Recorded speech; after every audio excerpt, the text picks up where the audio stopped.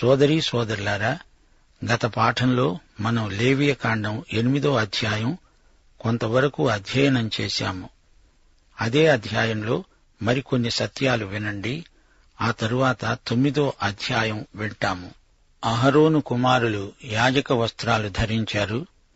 అలాగే దేవుని కుమారుడైన యేసుక్రీస్తు మనలను నీతి వస్త్రాల చేత అలంకరిస్తాడు.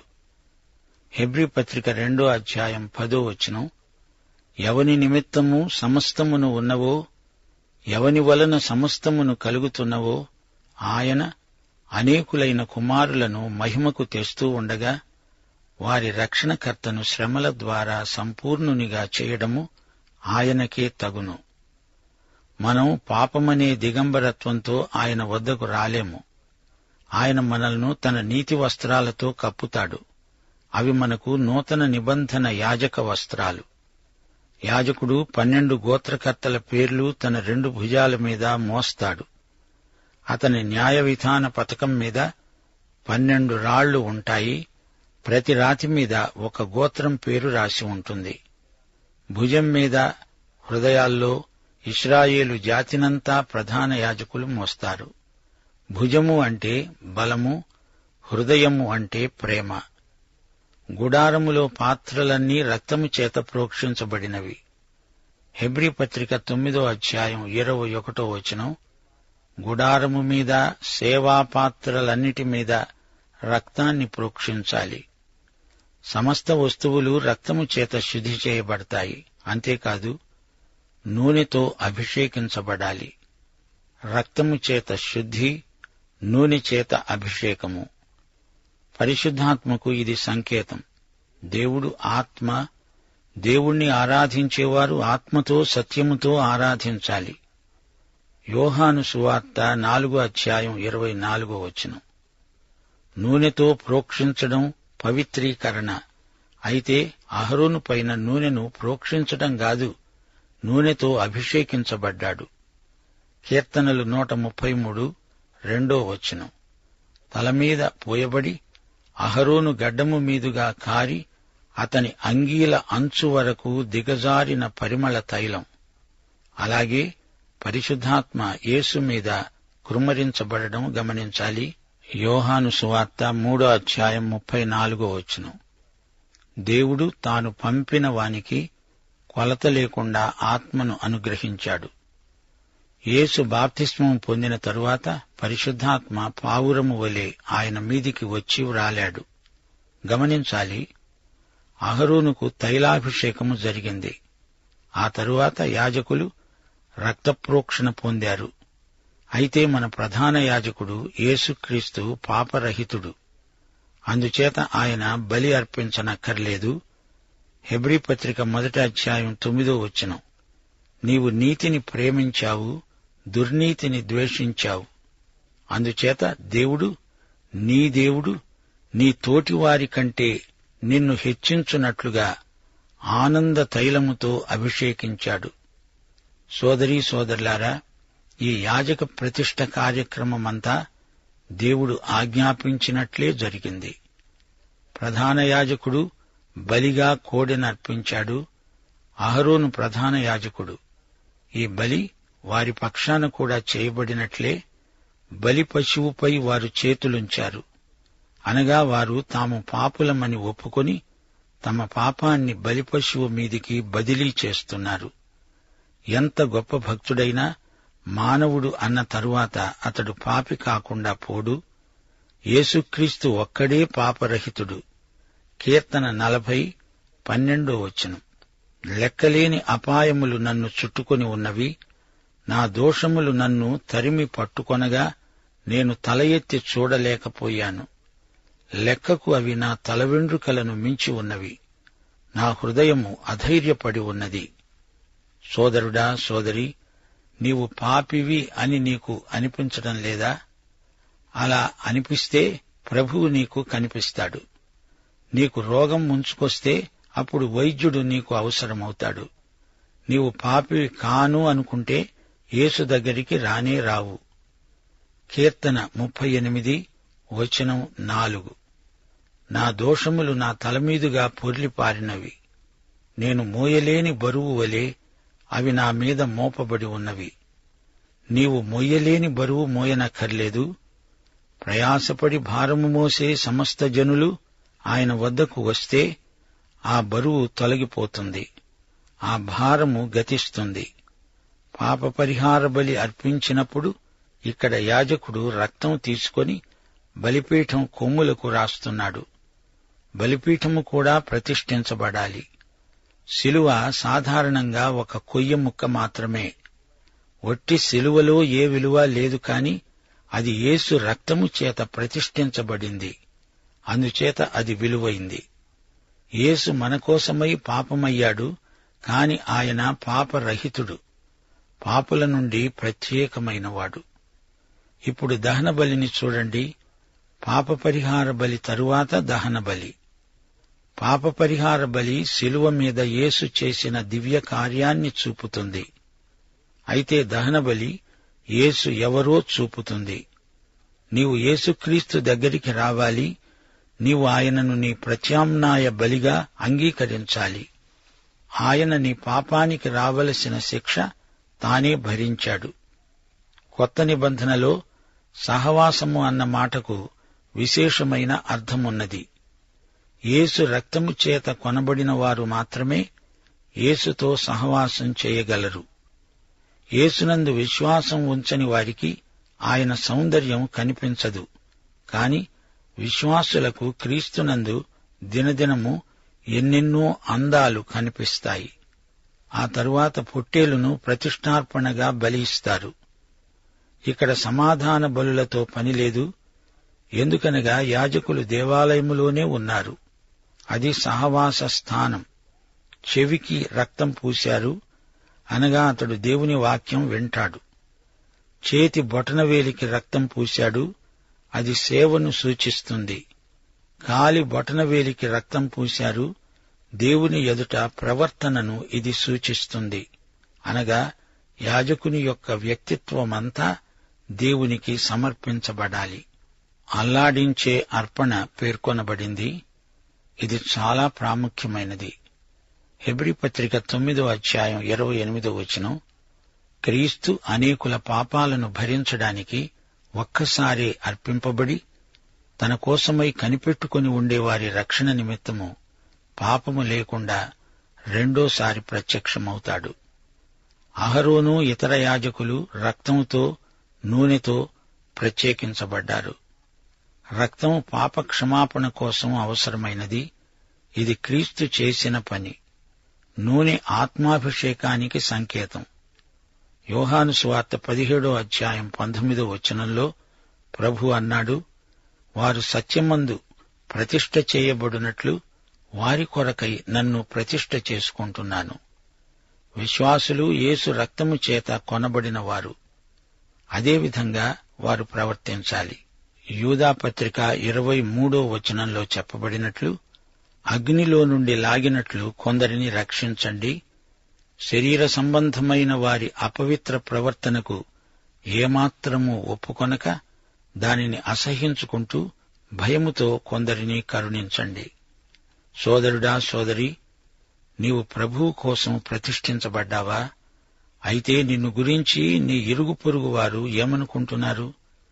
మీ తోటి పనివారికి మీలో ఏదైనా ప్రత్యేకత కనిపిస్తున్నదా? నిన్ను చూస్తే ప్రజలకు ఎలాంటి అభిప్రాయం కలుగుతున్నది? నిన్ను బట్టి ప్రజలు ప్రభువు వైపునకు ఆకర్షించబడాలి. లేవియ కాండం 8వ అధ్యాయం చివర అందరూ భోజనం చేస్తున్నట్లు చూపబడింది. యేసు ప్రభువు చేసి ముగించిన శిలువ బలికార్యాన్ని బట్టి అందరికీ సమృద్ధి భోజనం లభించింది. క్రీస్తే మనకు ఆహారం. సమృద్ధిగా తినాలి. ఏమీ మిగల్చకూడదు, వృధా కాకూడదు. మనకు సమృద్ధి జీవము ఇవ్వటానికే ఆయన లోకానికి వచ్చాడు. గమనించండి, ప్రతిష్ఠ దినాలు 7 రోజులు. ఒక వారమంతా వారు ద్వారం దగ్గరే ఉండాలి. మన ప్రధాన యాజకుడు నిరంతర యాజకుడు. రోజూ 24 గంటలు సర్వకాల సర్వావస్థల్లో ఆయన నీకు యాజకుడు, ప్రధాన యాజకుడు. ఇదంతా యెహోవా చెప్పినట్లే జరిగింది. ఇప్పుడు 9వ అధ్యాయంలోకి రండి. ముందుగా ఈ అధ్యాయంలోని సారాంశం చెబుతాను, వినండి. 8వ రోజు మోషే, అహరోను, అతని కుమారులు, ఇశ్రాయేలీయుల పెద్దలను పిలిపించాడు. అహరోనుతో మోషే అన్నాడు, నీవు ఒక కోడెదూడను, ఒక పొట్టేలును తీసుకొనిరా. కోడెదూడ పాపపరిహారార్థ బలి, అది నిర్దోషమైనదై ఉండాలి. పొట్టేలు కూడా నిర్దోషమైనదే, అది దహన బలి. ఇశ్రాయేలీయులు నిర్దోషమైన మేకపిల్లను పాపపరిహారార్థ బలి ఇవ్వాలి. నిర్దోషమైన ఏడాది దూడను దహన బలిగా అర్పించాలి. సమాధాన బలికి కోడెను, పొట్టేలును, నూనె కలిపిన నైవేద్యమును తేవాలి. అదే రోజు యెహోవా వారికి కనపడతాడు. అందరూ తేవలసినవన్నీ గుడారము ఎదుటికి తెచ్చారు. సమాజమంతా యెహోవా సన్నిధిలో నిలిచి ఉన్నది. అప్పుడు మోషే అన్నాడు, యెహోవా ఆజ్ఞాపించినదంతా చేయండి. అప్పుడు యెహోవా మహిమ మీకు కనపడుతుంది. మోషే అహరోనుకు చెప్పాడు, బలిపీఠము వద్ద నీవు పాపపరిహారార్థ బలిని, దహన బలిని అర్పించాలి. నీ నిమిత్తము, ప్రజల నిమిత్తము ప్రాయశ్చిత్తము చెయ్యాలి. ప్రజల కోసము అర్పణము చెయ్యాలి. వారి నిమిత్తము ప్రాయశ్చిత్తం జరిగించాలి. అహరోను అలాగే బలిపీఠము దగ్గర తన కోసం పాపపరిహార బలిగా ఒక దూడను వధించాడు. అహరోను కుమారులు దాని రక్తాన్ని మోషే వద్దకు తెచ్చారు. అతడు ఆ రక్తములో తన వేలు ముంచి దాన్ని బలిపీఠపు కొమ్ములకు రాసి బలిపీఠపు అడుగున రక్తాన్ని పోశాడు. దాని కొవ్వును, మూత్రగ్రంథులను, కాలేజము మీది వపను బలిపీఠము మీద దహించాడు. అది మోషేకు యెహోవా ఆజ్ఞ. దాని మాంసాన్ని, చర్మాన్ని శిబిరము వెలుపల అగ్నితో కాల్చివేశాడు. అప్పుడతడు దహన బలి పశువును వధించాడు. అహరోను కుమారులు దాని రక్తాన్ని అతనికి అప్పగించారు. అతడు బలిపీఠము చుట్టూ దానిని ప్రోక్షించాడు. దహన బలి పశువు యొక్క తలను, అవయవాలను అతనికి అప్పగించాడు. అతడు బలిపీఠము మీద వాటిని దహించాడు. అతడు దాని ఆంత్రములను, కాళ్లను కడిగి బలిపీఠము మీద ఉన్న దహన బలి ద్రవ్యము పైన దహించాడు. ప్రజల అర్పణమును తెచ్చి వారు అర్పించే పాపపరిహార బలి మేకను తీసుకొని వధించి అర్పించారు. మొదటి దాని వల్లనే ఇది కూడా పాపపరిహార బలి. దహన బలి పశువును తీసుకుని విధి చొప్పున దానిని అర్పించారు. నైవేద్యాన్ని తెచ్చి దానిలో నుండి చారెడు తీసి ప్రాతకాలమందు చేసిన దహన బలికి అదనంగా బలిపీఠము మీద దానిని దహించాడు. మోషే ప్రజల కోసం కోడెదూడను, పొట్టేలును సమాధాన బలిగా వధించాడు. అహరోను కుమారులు దాని రక్తాన్ని అతనికి అప్పగించారు. అతడు బలిపీఠము చుట్టూ దానిని ప్రోక్షించాడు. ఆ దూడ కొవ్వును, మేక కొవ్వును, కొవ్విన తోకను, ఆంత్రములను కప్పే కొవ్వును, మూత్రగ్రంథులను, కాలేజం మీది వపను తెచ్చి ఇచ్చారు. బోరల మీద కొవ్వునుంచారు. బలిపీఠం మీద ఆ కొవ్వు దహించబడింది. బోరలను, కుడి జబ్బను యెహోవా సన్నిధిలో అల్లాడిస్తూ అహరోను అర్పణ చేశాడు. ఇది మోషేకు యెహోవా ఆజ్ఞ. అప్పుడు అహరోను పాపపరిహార బలిని, దహన బలిని, సమాధాన బలిని అర్పించి ప్రజల వైపునకు తన చేతులెత్తి వారిని దీవించిన తరువాత దిగివచ్చాడు. మోషే, అహరోనులు ప్రత్యక్షపు గుడారములోనికి పోయి వెలుపలికి వచ్చి ప్రజలను దీవించగా యెహోవా మహిమ ప్రజలకందరికీ కనపడింది. యెహోవా సన్నిధి నుండి అగ్ని బయలువెళ్లి బలిపీఠము మీద ఉన్న దహన బలి ద్రవ్యమును, కొవ్వును కాల్చివేసింది. ప్రజలందరూ దానిని చూచి ఉత్సాహధ్వని చేసి సాగిలపడ్డారు. ఇప్పుడు వివరాలు వినండి. ఈ అధ్యాయం చాలా ఆసక్తిదాయకమైంది. ఇందులో యాజకుల అనుదిన సేవా విధానం తేటగా వివరించబడింది. యాజకులు ప్రతిష్ఠ చేయబడితేనే సేవలో ప్రవేశించగలరు. ప్రతిష్ఠ అనగా చేతి నిండా పని అప్పగించటం అని అసలర్థం. ప్రభువు వద్దకు రిక్తహస్తాలతో వస్తాము, వచ్చిన తరువాత నింపబడతాము. ప్రభువు వద్దకు రిక్తుడై వచ్చిన వ్యక్తి, ప్రభూ, నన్నేమి చెయ్యమంటావు అని అడగాలి. మనము ఆయనకు ఇవ్వటం కాదు, ఆయనే మనకివ్వాలి. దేవుడు తన సంపూర్ణ చిత్తాన్ని నీలో నెరవేర్చాలి. నీవు దేవునికి ప్రయోజకుడవు అవ్వాలి. యేసు శరీరంలో నీ స్థలాన్ని నీవు నింపాలి. ఎవని నిమిత్తము సమస్తము కలుగుతున్నవో ఆయన అనేకులైన కుమారులను మహిమకు తెస్తూ ఉండగా వారి రక్షణకర్తను శ్రమల ద్వారా సంపూర్ణునిగా చేయటం ఆయనకే తగును. గమనించాలి, ప్రధాన యాజకులు కూడా మానవమాత్రులే. వారికి బలహీనతలు ఉంటాయి. అయితే యేసుక్రీస్తు సంపూర్ణ సిద్ధి పొందిన కుమారుడు. ప్రమాణపూర్వకమైన వాక్యము ద్వారా ఆయన మనకు శాశ్వతంగా ప్రధాన యాజకుడయ్యాడు. లేవియకాండం 9వ అధ్యాయంలో యేసు ప్రభు పరిచర్యను చూస్తున్నాము. యేసు సంపూర్ణ సిద్ధి చెందిన ప్రధాన యాజకుడు. ఆయన తన యాజకత్వపు పరిచర్యలో సమస్తము నెరవేర్చాడు. దేవుని చిత్తమంతా ఆయన యందు నెరవేరింది. ఇదంతా దేవుడు చెప్పినట్లే జరిగింది. ద్వారము దగ్గర 7 రోజులు వారున్నారు. 8వ రోజున అహరోను తన సేవను ప్రారంభించాడు. 8వ రోజు అనగా వారంలో మొదటి రోజు. ఈ రోజున యేసు ప్రభువు పునరుత్థానుడైనాడు. యేసు చనిపోయి తిరిగి లేచి మనకు ప్రధాన యాజకుడయ్యాడు. హెబ్రీ పత్రిక 8వ అధ్యాయం 4వ వచనం, 9వ అధ్యాయం 10వ వచనం నుండి 12వ వచనం వరకు వినండి. యేసు ఈ లోకములోనే ఉండిపోతే ఆయన యాజకుడు కాలేడు. ఆయన పరలోకానికి ఆరోహణమైపోయిన తరువాత మనకు ప్రధాన యాజకుడయ్యాడు. పరలోకము అనే గుడారము చేతులతో చేయబడినది కాదు. యేసు తన స్వంత రక్తము చేత పరిశుద్ధ స్థలంలో ప్రవేశించాడు. అహరోను వారంలో మొదటి రోజున యాజకత్వ సేవ ప్రారంభించాడు. అతని 9 కుమారులు దీనికి సాక్షులు.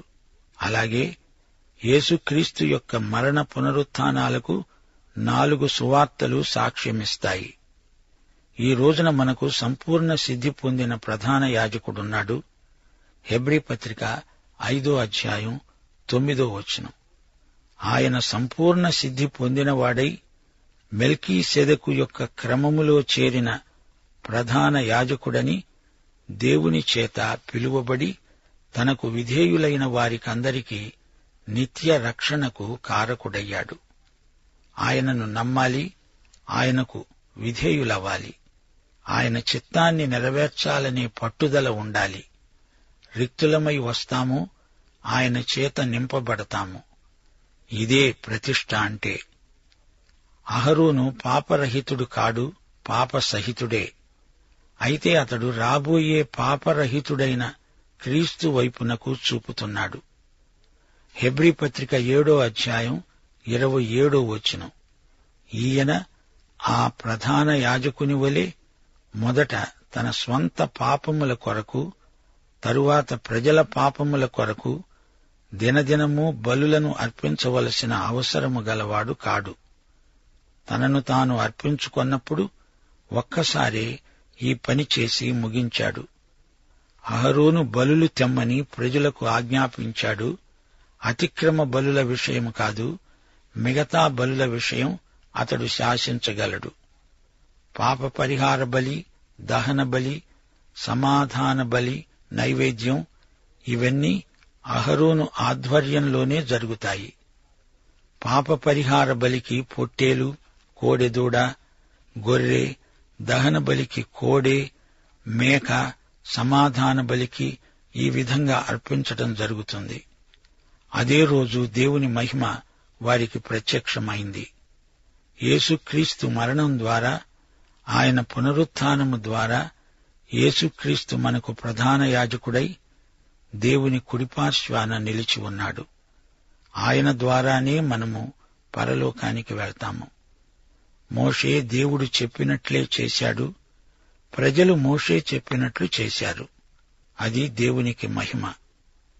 అహరోను పాప పరిహార బలి విధానాన్ని ఎలా నిర్వహించాడో గమనించారా?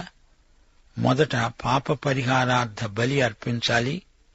మానవుడు దేవుని వద్దకు వెళ్లేటప్పుడు మొదట పాప పరిహారార్థ బలి మాత్రమే అర్పించాలి. మానవుడు పాపి. ఈ పాప సమస్య పరిష్కారం కావాలి. ఎఫెసీ పత్రిక 1వ అధ్యాయం 7వ వచనంలో చెప్పబడినట్లు ఆయన రక్తము వలన మనకు విమోచనము, అనగా మన అపరాధములకు క్షమాపణ మనకు కలిగి ఉన్నది. ఆ తరువాత దహన బలి. మొదట అహరోను తన కోసమే బలి అర్పించాడు. ఆ తరువాత ప్రజల పక్షాన పాప పరిహార బలి, దహన బలి అర్పించాడు. ఇదంతా యేసు ప్రభువుకు ప్రవచనాత్మకమైన చిత్రణ. యెషయా 53వ అధ్యాయం 10వ వచనం. అతనిని నలుగగొట్టుటకు యెహోవాకు ఇష్టమైనది. ఆయన అతనికి వ్యాధి కలుగ చేశాడు.